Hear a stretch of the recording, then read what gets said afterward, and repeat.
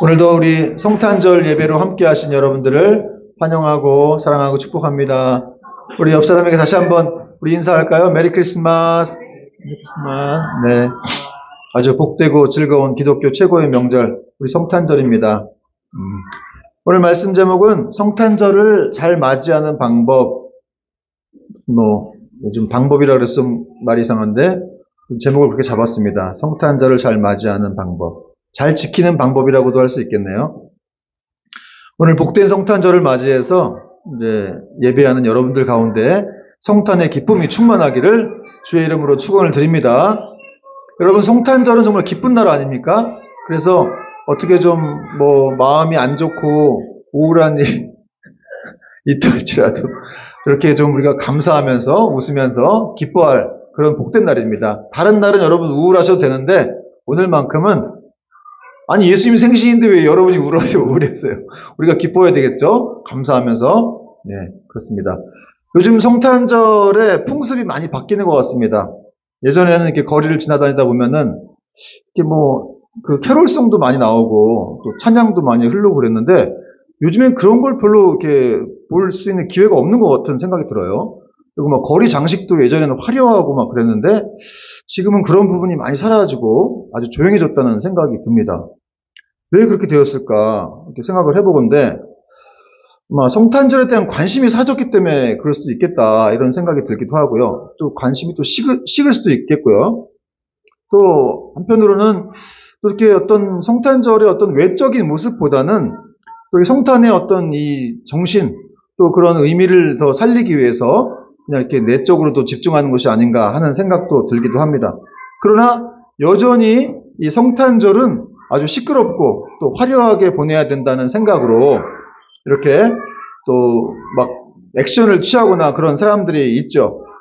교회도 마찬가지로 이렇게 성탄절은 더 화려하게 보내야 된다고 하면서 여러 가지로 이렇게 장식도 많이 하는 그런 것들이 있습니다. 그러니까 최대 명절이기 때문에 화려하게 장식해야 되고 떠들썩하게 보내야 된다 이런 생각을 갖고 있는 건데 사실 어느 쪽이 좋은지는 생각에 따라 다 다를 수가 있는데 양쪽 주장이 다 이제 일리가 있다고 생각을 합니다.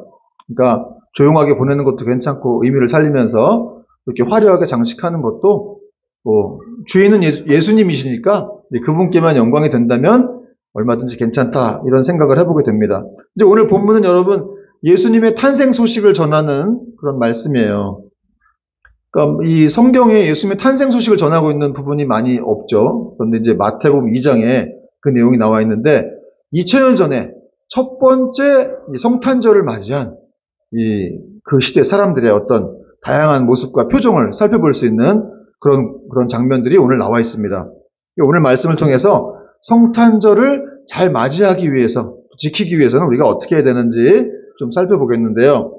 먼저 오늘 본문은 이제 아기 예수의 탄생 소식이 처음 전해지게 된 것은 헤로드 왕 때다. 그리고 이제 동방 박사들이 그들에 의해서 이제 예수님의 탄생 소식이 알려지게 되었다라고 이제 말씀하고 있습니다. 1절과 2절 보니까 헤로드 왕 때에 예수께서 유대 베들레헴에서 나심에 동방으로부터 박사들이 예루살렘에 이르러 말하되 2절은 여러분이 읽어주세요.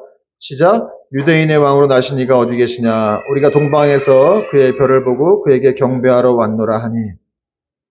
여러분 중요한 구절이 나오는데 예수님이 태어나신 때가 언제라고 나와 있습니까?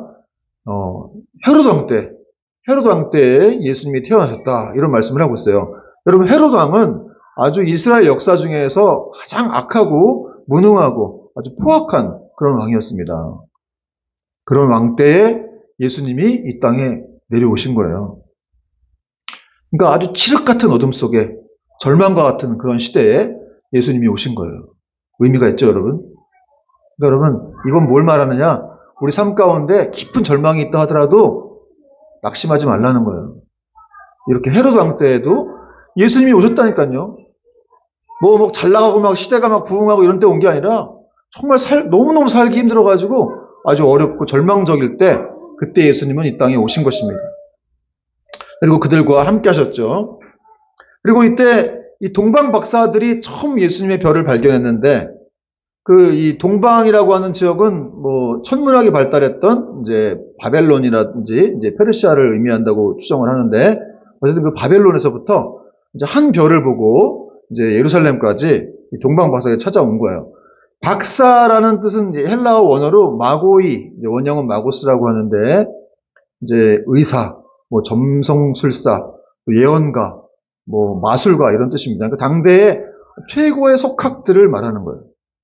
바벨론 지역에 있던 아주 최고의 학부를 졸업한 그런 석학들을 말합니다. 그런 사람들이 이렇게 특별한 별을 보고 또 예루살렘으로 찾아온 곳이었습니다. 그래서 동방박사들이 예루살렘까지 이렇게 유대인의 왕을 찾아서 오니까 그 소문이 이제 헤로드 왕에게 들어갔어요. 그러니까 여러분 헤로드 왕과 예루살렘 사람들이 난리가 났겠죠. 그리고 3절 보니까 헤로드 왕과 온 예루살렘이 듣고 소동한지라. 이 소동했다는 말은 아주 공포에 질려가지고 막 크게 동요되고 고민이 되었다. 그럼 예수님이 오셨는데 왜 이 사람들이 이렇게 고민되고 크게 충격을 받았을까요? 그렇죠? 어찌 보면 다 이제 유대 사회에 있던 그런, 여기는 서기관도 있고 제사장들도 있는 그런 사람들이었는데 예수님이 오셨다는 소식에 큰 공포에 질렸다는 거예요. 그리고 난리가 났어요. 막 발칵 뒤집힌 거예요. 그래서 헤로드 왕은 이렇게 서기관들과 제사장들을 다 불러 모았어요. 그래가지고 예수님이 어디서 나기로 돼 있냐? 성경을 찾아봐라. 그랬더니 이제 서기관과 제사장들이 이제 성경에 능통한 사람들이니까 유대 베들레헴입니다. 이렇게 얘기를 했어요. 그래서 실제로 미가서 5장 2절에 보면은 거기 유대 베들레헴, 아주 가장 작고 초라한 마을에 예수님이 이렇게 태어나신다라는 그런 내용이 나와 있는데 그 내용을 이제 헤로드 왕에게 알려준 것이죠. 여러분, 예수님께서는 이렇게 이스라엘 지역에서 가장 작고 초라한 지역에 태어나셨습니다. 이건 뭘 말하느냐? 이렇게 결국은 이제 말씀대로 성취가 된다는 것을 먼저 알 수가 있고, 그 다음에는 이렇게 예수님은 우리가 생각하지 않는 곳에서 태어나신다는 거예요. 아주 보통 여러분, 우리가 예수님 만나기 위해서 어떤 사람들은 크고 화려한 그런 좋은 건물을 찾아가기도 하고 그렇지만 사실은 예수님은 그런 곳에 잘 계시지 않을 수 있다는 것이죠. 이 오늘 예수님 태어나신 곳 보니까 유대 베들레헴이라고 해서 이스라엘 지역에서 가장 아주 초라하고 아주 못 사는 그런 작은 동네였습니다. 그곳에 예수님이 태어나신 것이죠. 여러분, 우리가 신앙생활하면서 예수님 정말 만나고 싶죠, 여러분? 매주 여러분 예수님 만나고 싶지 않습니까? 그렇게 만나고 싶다면은 우리는 너무 화려하고 크고 좋은 것만을 추구해서는 안 된다는 거예요. 왜냐하면 예수님의 사랑이, 또 예수님이 거기는 잘 계시지 않을 거기도 계실 수 있겠지만 대부분은 이렇게 정말 우리가 외면하는 곳, 작고 초라한 곳, 또 정말 이런 곳에 예수님이 계실까? 이렇게 생각하는 곳에 예수님이 계실 수 있다는 것이죠. 그러므로 여러분, 불결한 마국간으로 들어가는 그런 겸손한 마음, 또 어린아이의 마음을 갖지 못하면 그렇게 마국간에서 태어난 예수님은 만날 수가 없다는 거예요. 자, 이제 유대인의 왕을 찾는 동방박사들의 이런 물음에 이런 헤로드 왕과 온 예루살렘 사람들은 크게 소동을 했습니다. 그리고 제사장과 서기관들까지 모아서 메시아의 탄생지가 유대 베들레헴인 것을 알았지만 그들은 아무것도 하지 않았습니다. 그리고 예수님을 만나러 가지도 않았죠. 그러나 동방박사들은 먼 동방에서부터, 바벨론에서부터 이 유대 예루살렘까지 수천 킬로미터 이르러서 여행을 해서, 여러분, 고대 시대에 이렇게 수천 킬로미터를 여행한다는 건 목숨을 건다는 거예요. 목숨을 걸고 찾아서 예수님을 만나기 위해서, 그분을 경배하기 위해 이렇게 또 이 유황과 모략과 또 황금까지 들고 이렇게 예수님께 예배를 드렸다는 것이죠. 여기서 우리는 성탄절을 잘 맞이하기 위해서 어떻게 해야 되는지 살펴볼 수가 있는데, 먼저 올바른 성탄절을 지키기 위해서는 이렇게 서기관들처럼 또 이 제사장들처럼 예수님의 탄생에 대해서 무관심하면 안 된다라는 것을 알 수가 있고, 또 동방박사들과 같이 적극적으로 행동을 취해서 또 주님을 만나러 가야 된다는 것을 또 알 수가 있습니다. 여러분, 서기관들은 성경에 능통하고 정말 많이 아는 사람들이었죠. 그리고 메시아가 어디서 날 것이냐라고 헤로드 왕이 물었을 때 유대 베들레헴이라고 정확하게 알려준 사람들이었어요. 그런데 이 사람들은 그렇게 말만 하고 실제로 예수님을 만나러 가지 않았다는 거죠. 그냥 그것뿐이었어요. 그냥 한마디로 예수님께 관심이 없었던 것이죠. 그렇게 늘 성경을 연구하고 뭔가를 이렇게 가르쳐 주는 사람인데 정작 자신이 예수님의 탄생에 대해서는 관심이 없었다는 거예요. 그분이 어디서 날 건지 늘 그걸 알고 있지만 찾아가지도 않는. 여러분, 예수님은 선한 사마리아인의 비유를 통해서 이 무관심에 대해서 책망하셨는데요. 강도를 만나갖고 죽어가고 있는 그런 사람을 보고도 못 본 채하고 그냥 지나가는 레위인들과 또 제사장들을 보고서 막 책망하셨죠. 사실 이 선한 사마리아인은, 이 비유는 선한 사마리아는 예수님을 말하는 건데, 그러니까 예수님을 보고도 그냥 지나쳤다는 거예요. 사실 여러분, 이러한 무관심은 오늘날에도 우리 가운데 얼마든지 있지 않습니까? 누가 그러더라고요. 사랑의 반대는 미움, 증오가 아니고 무관심이다. 저도 그 말에 동감이 되더라고요. 사랑하지 않는다는 건 관심이 없다는 거예요. 오늘날에도 얼마나 이렇게 무관심한 세상입니까? 제가 얼마 전에 몇 년 전인가요? 한번 방송을 봤는데 중국에서 어떤 한 소년이 쓰러졌어요. 차에 치여가지고. 근데 그냥 아무도 어떻게 해보지도 않고 다 그냥 지나가더라고요. 길거리 지나가더라고요. 그래서 중국 사회가 발칵 뒤집혔습니다. 아니, 우리가 이 정도까지 이렇게 타락을 했는가. 이런 식으로 막 이렇게 언론에서도 막 보도를 하더라고요. 공산주의이기 때문에 그런 게 아니라 어떤 학자들이 얘기를 하는데 결국은 이제 사회가 개혁되고 개방되면서 물질 문화가 들어왔다는 거예요. 그래서 사람을 보기를 물질보다도 못한 존재로 본다는 것이죠. 그래서 사람에게 관심이 없다. 이런 식으로 이제 사회학자들이 얘기를 하는 걸 들어본 적이 있습니다. 우리나라도 마찬가지죠. 이 고독사 문제 같은 경우 그렇잖아요. 그냥 언제 돌아가셨는지도 어떤 때 몇 년 지난 다음에 발견되기도 하고 몇 달이 지나서 발견되기도 합니다. 그런 문제들을 보면은 정말 이 무관심이라고 하는 것은 얼마나 무서운 일인지. 여러분, 심지어는 이렇게 교회 안에서 신앙생활 할 때도 무관심할 수 있어요. 나 외에는 다른 사람에게는 무관심한 거예요. 그렇죠? 그러나 예수님의 사랑은 그런 곳에 없다는 거예요. 정말 나 말고도 정말 다른 사람들, 연약한 사람들을 돌보고 생각하고 하는 그런 것들이 정말 중요하고 그것이 바로 예수님의 사랑을 거기에 심는, 예수님의 사랑을 발견하는 그런 길이라는 사실입니다. 여러분, 우리 가정을 무관심하면 어떻게 되겠어요? 우리 가정이 망치겠죠.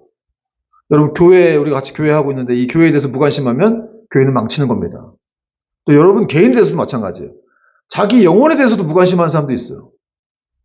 너무 육신에만 이렇게 관심이 있고 내 영혼에 대해서 무관심한 사람도 있는데 사실은 여러분, 우리 영혼보다 중요한 건 없습니다. 우리 영혼을 잘 돌봐야 돼요. 그래서 항상 하나님과 교제하고 있는지, 또 하나님을 모르고 있다면 또 하나님을 알아가는 그런 길로 가야 되는 그런 관심을 가져야만 우리 영혼이 진정으로 살아날 수가 있고 또 우리 영혼이 파괴되지 않는 것입니다. 여러분, 기억하십시오. 우리의 무관심이 사람들을 죽일 수가 있어요. 어떻게 보면 그냥 이렇게 때리고 이런 것보다 그냥 관심 갖지 않는 게 더 무서울 수 있다는 생각이 들더라고요. 여러분, 우리가 자녀들한테 이렇게 관심 갖고 또 자기 남편, 아내에게 관심 갖고 가족들에게 관심 갖지만 그런 관심을 좀 더 세상으로 돌려서 세상에는 관심이 필요한 사람들이 너무너무 많거든요. 그런 관심을 세상으로 전해서 예수님을 발견하는 저와 여러분 되기를 축원합니다. 이 서기관들이 메시아에 대한 이런 무관심 속에서 만왕의 왕으로 오신 예수님을 만날 수가 없었습니다. 그렇죠. 무관심하니까 못 만나겠죠. 그리고 예수님을 영접할 수도 없었습니다. 무관심이 바로 그들의 인생을 망치고 있었던 것입니다. 그러므로 여러분, 이 무관심이라고 하는 것은 굉장히 죄가 되기 때문에 우리는 이 동방 박사들과 같이 적극적인 어떤 행동을 취해서 이 사랑을 행하는 그런 사람들이 되어야 한다는 것이죠. 여러분, 오늘날 많은 사람들이 지금 오늘도 성탄절이니까 이렇게 크리스마스를 보내겠죠? 왜 자기들이 이렇게 기분 좋아하는지 모르겠어요. 우리 예수님 생일인데 이렇게 세상 사람들이 막 신나가지고 막 파티하고 막 술 먹고 그냥 어디 놀러 가고 막 그냥 그러니까 예수님은 거기 없어요. 그렇잖아요. 그리고 세상 사람들이 사랑을 나눠주고 관심 베풀어주는 것도 아니, 가난한 동네 가가지고 이렇게 구제하고 봉사 그런 분들도 계시겠지만 그러지 않은 사람도 많은데 그러니까 그런데 보면 결국은 이제 성탄절이지만 예수님은 없는 거예요. 정말 참 안타까운 그런 현실이라고 할 수 있고, 그럼 성탄절인데 예수님은 없다. 없을 수가 있나? 없을 수가 있습니다. 그렇다면 이게 무슨 의미가 있는 것인가? 여러분, 예수님을 모시지 못한 이 예루살렘 사람들의 이 소동은 아무런 의미가 없었어요. 예수님이 태어나셨다고 막 난리가 났는데, 난리 나면 뭐 할 거예요? 관심도 없는데, 가지도 않고, 뭔가를 알아보려고 하지도 않고. 그래서 그들은 예수님을 만날 수가 없었습니다. 이 두 번째는 또 베들레헴 사람들의 이 무인정한 마음을 우리가 생각해 볼 수가 있는데요. 마리아의 남편 요셉이 이렇게 이 고향 베들레헴을 찾았을 때 마리아가 출산할 때가 다 돼가지고 이제 아기를 낳으려고 하는데 여관방이 없는 거예요.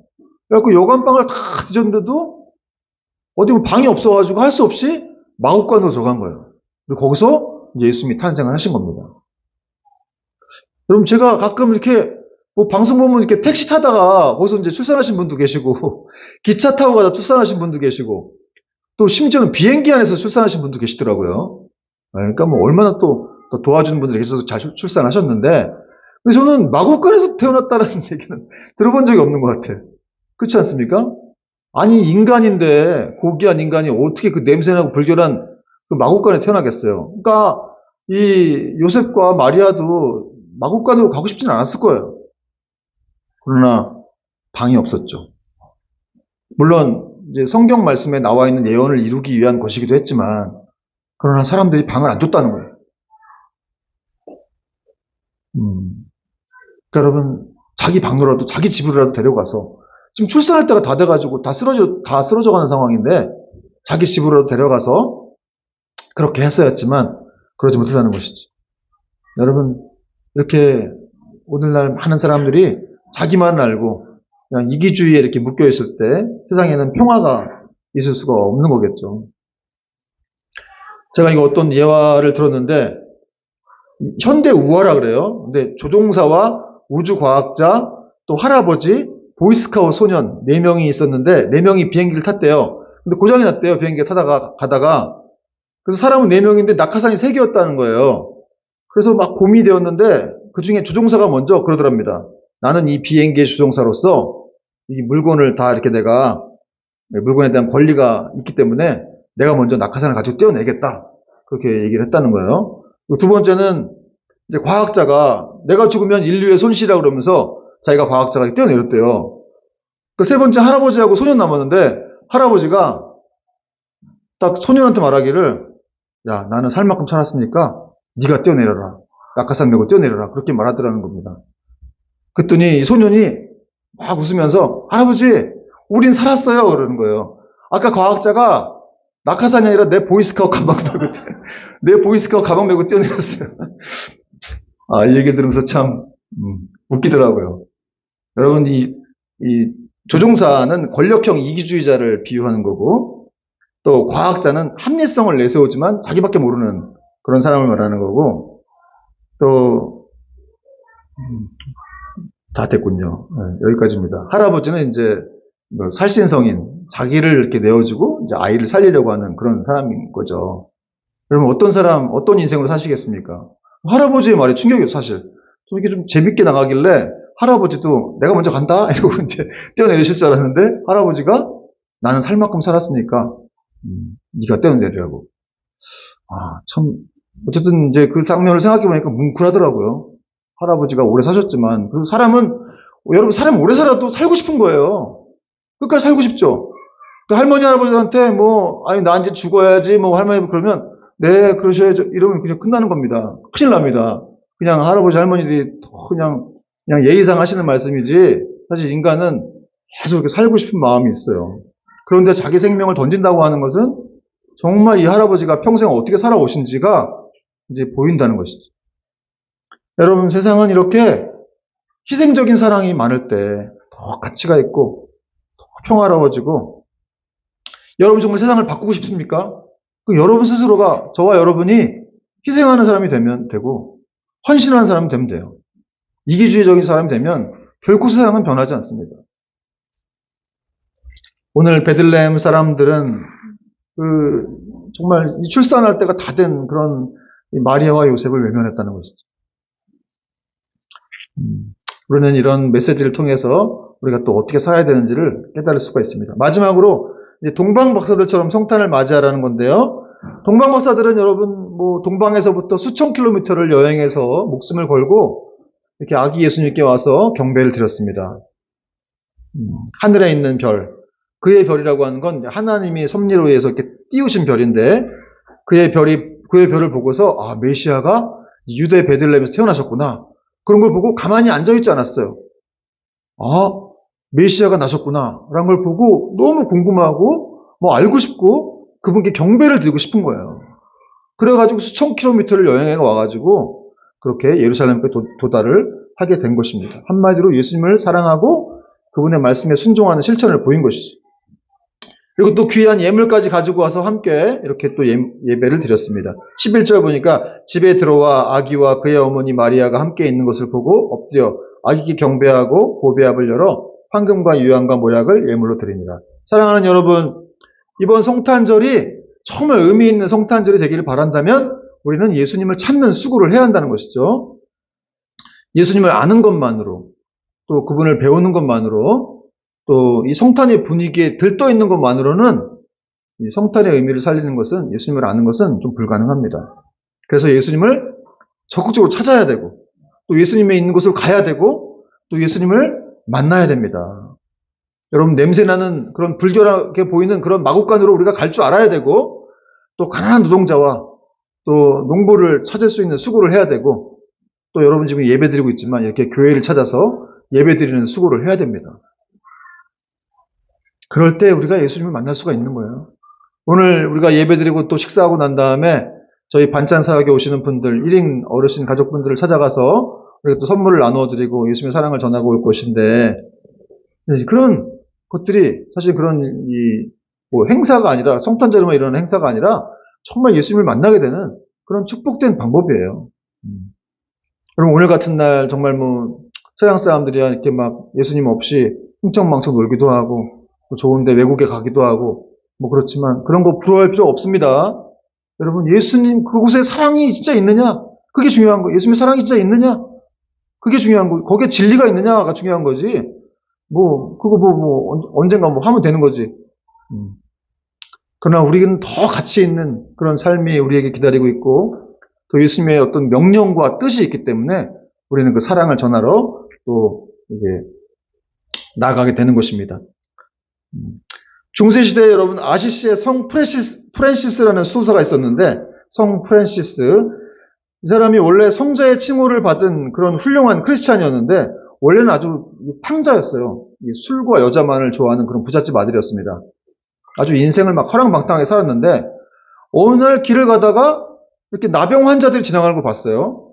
그리고 나병 환자들 지나가는데 갑자기 막 참을 수 없는 동정심이 막 몸속에서 일어나는 거예요. 이 아시스의 성 프란시스라는 사람에게. 그래서 갑자기 그 나병 환자들을 막 얼굴이 막 이렇게 찌그러지고 막 그런 처참한 그런 분들을 가서 확 끌어안았다는 것이죠. 그리고 갑자기 그 나병 환자 얼굴을 봤는데 예수님으로 보였다는 거예요. 이 중세 시대에 아주 유명한 수도사이기도 한데 성 프란시스가 이때 인생이 바뀝니다. 자기가 처음 본 경험을 한 거예요. 태어나서 부잣집 아들로만 흥청망청하게 살다가 이제 인생이 무엇인지 다시 이제 보이기 시작하면서 이 사람이 수도사가 되고 이제 지금까지도 모든 사람들이 기독교인들이 기억하는 그런 아주 예수님을 잘 따르는 그런 제자가 수도사가 되었습니다. 한마디로 프란시스는 왕궁에서 예수님을 찾은 것이 아니라 마곡간에서 예수님을 만나게 된 것이죠. 사랑하는 여러분, 우리도 예수님을 만날 수가 있습니다. 우리가 만나는 어떤 사람이든지 그 사람을 예수님을 보게 되면 우리가 예수님을 만날 수가 있는 거예요. 여러분이 살아가면서 직장 다니면서 또 길거리 다니면서 많은 사람들 만나죠. 그 사람들이 다 예수님일 수가 있는 거예요. 사실은 우리가 이제 그렇게 눈이 열리지 못해서 보지 못했을 뿐이지 그 안에 다 예수님이 계시죠. 사실은 모든 사람들 속에는 다 예수님이 계십니다. 안 믿는 사람들에게도 여러분 그 하나님의 영이 그 안에 들어갔다 그러잖아요. 생명이 되었다. 그러니까 살아있는 영이 그 안에 들어가서 사람이 된 거죠. 그 사람은 흙인데 그 생명이 빠져나가면 사람은 아무것도 아닌 거예요. 흙일 뿐이죠. 흙먼지일 뿐인데 그 안에 생명이 들어갔다는 거예요. 그러니까 예수님은 이제 성령님으로 우리 안에 계셔서 평생 함께 하시는 거고 안 믿는 사람들에게도 그들을 살게 하시는 어떤 하나님의 생명이 있다는 것이죠. 그래서 그들은 숨을 쉬고 살 수밖에 없는 거고, 그러니까 결국은 다 하나님의 은혜예요. 그러니까 사실은 그분들 속에서도 우리는 예수님을 발견할 수가 있습니다. 여러분도 예수님이시고, 예수님 안녕하세요. 예수님 반갑습니다. 정말 여러분들을 제가 이렇게 예수님으로 모시고 그렇게 또 살아가면 좋겠다. 또 그런 마음으로 제가 목회를 해야 되겠다는 생각이 들었습니다. 여러분, 결론을 맺겠습니다. 사랑하는 여러분, 성탄절은 하나님의 사랑이 우리 중에 나타난 아주 큰 기적이, 정말 하나님의 기적 중에 가장 큰 기적이 바로 성탄절이에요. 예수님이 사람이 되어서 그 옷을 입고, 인간의 옷을 입고 이 땅에 내려오신 것. 그걸 성육신이라고 하죠. 인카네이션이라고 하는데, 그 인카네이션이야말로 하나님의 가장 큰 사랑이라는 거죠. 그러니까 나를 그렇게 사랑하시는 거예요, 한마디로. 나를 그렇게 사랑하셔가지고 하나님이 인간이 돼서 내려오셨구나. 그걸 안다면 여러분, 우리가 얼마나 기뻐해야 되고 감사해야 되겠습니까? 좀 슬픈 일이 있지만 그게 그렇게 중요한 일이 아니죠. 그리고 우리는 이 사랑의 큰 기적을 받은 사람들이기 때문에 또 우리도 서로를 사랑하고 섬김으로써 예수님의 가르침을 이어가야 될 줄로 믿습니다. 또 예수 그리스도의 탄생은 소망의 출현을 의미하는 거예요. 여러분, 세상은 사실 어둠과 허무와 이 죽음의 냄새 풀풀 풍기는 그런 곳이었죠. 여기서 안 죽는 사람이 있어요? 다 죽잖아요. 그러나 우리는 영원한 생명을 가졌습니다. 그러니까 사막 냄새가 풀풀 풍기고 공포와 허무가 가득한 이 세상에 예수님의 빛이, 하나님의 빛이 임하심으로 인해서 새로운 소망이 탄생하게 된 것이죠. 그래서 예수님은 우리에게 산 소망이 되었다라고 성경은 말씀하고 있습니다.